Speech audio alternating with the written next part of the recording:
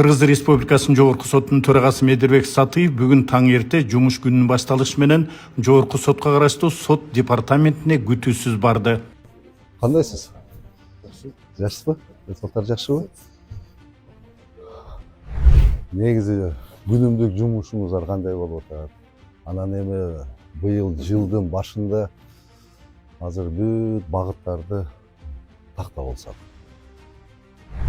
Анда жетекчилик жана бөлүм башчылары менен жыйын өткөрдү. Сот түзүмдө иштегендер үчүн мыйзам жана эл аралык талаптарга жооп берген шарттарды түзүү аталган департаменттин башкы милдети. Жыйында эң алды менен өткөн жылы башталган курулуштар жана кийинки жылдарга карата пландар суралып, жооптор алынды. Сот адилеттик үйүнөн баштайбыз.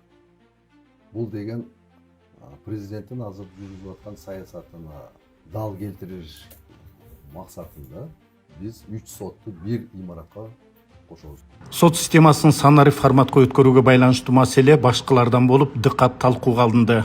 Мында жыл жаңыргандан тартып күчүнө кирген мыйзамга ылайыктуу аудио-видео фиксация, онлайн трансляция боюнча жасалып жаткан иштер көтөрүлдү. Маалым болгондой, ал үчүн республикалык бюджеттен ири суммадагы акча бөлүнгөн. Мындан тышкары чет элдик грант да тартылган.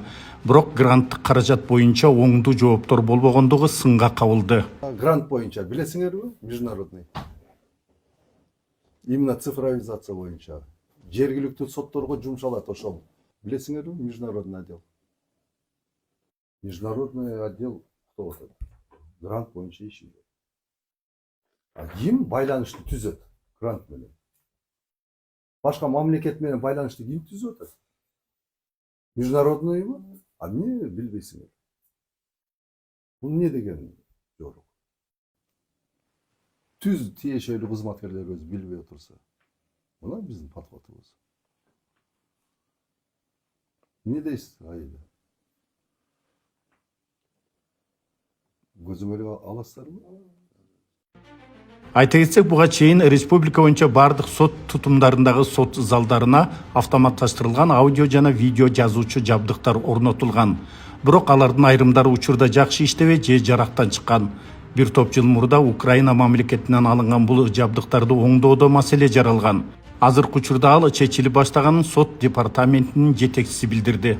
Белгилей кетчү жагдай республика боюнча жалпы 193 сот залдары бар.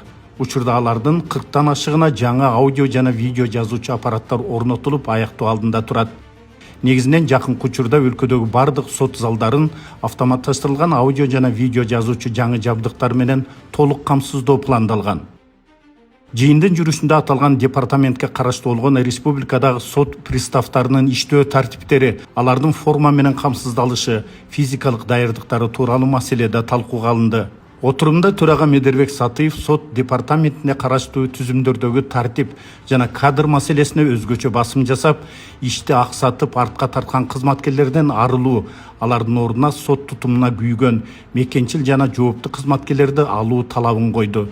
Бүт кадрды начальниктен тартып пересмотреть. Приставтан берип пересмотреть. Бухгалтерден берип пересмотреть. Макулбу? Бардыгын карап чыккыла. Жумушун волокита кылгандардан арылгыла. Биз алар менен алыска кетпейбиз. Чтобы ар бир месада специалисттер отурсун. Мына азыр байкап атасыңар, бүт тармакка специалисттерди алып келип атабыз азыр. Мурдагыдай тааныш билиш, кол ирисине тартат деген жок азыр, андай нерсе. Свой чужой деген жок. Бир эле түшүнүк бар, система, анан кызматкерлер.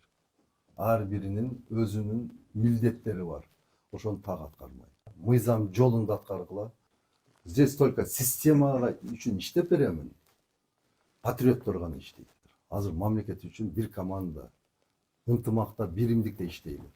Ичинен бөлүп жарылуу деген болбосун. Максат өрөкөч.